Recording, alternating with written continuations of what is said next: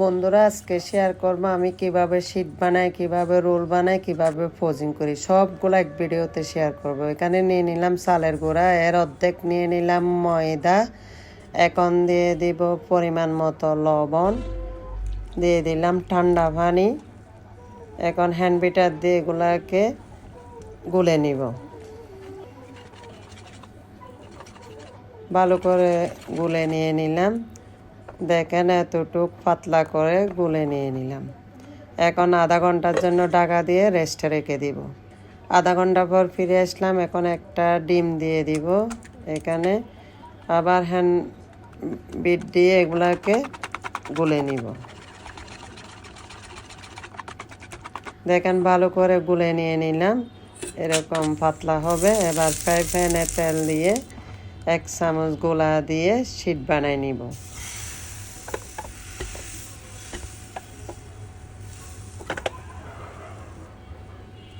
শীটটা হয়ে গেছে। Same processing আর একটা বানাই দেখাই দিব।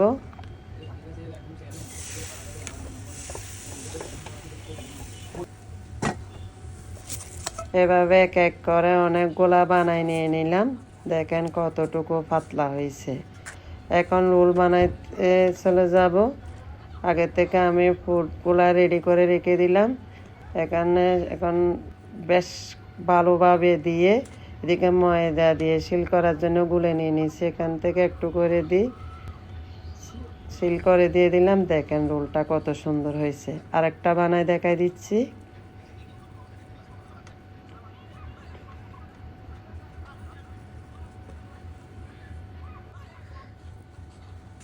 এভাবে সবগুলা বানাই নিয়ে নিলাম।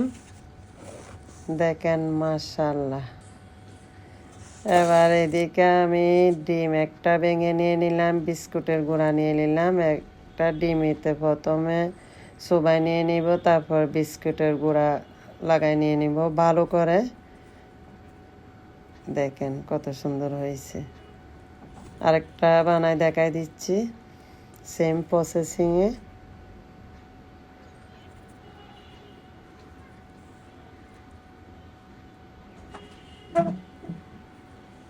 এভাবে এক এক করে সবগুলাকে সেমভাবে রেডি করে নিয়ে নিলাম। এখন এয়ারটায়ার বক্সে করে এগুলাকে ফ্রোজিং করার জন্য উঠায় নিয়ে নিব। আপনারাও চাইলে এভাবে বানাইয়ে ফ্রোজিং করে রাখতে পারেন।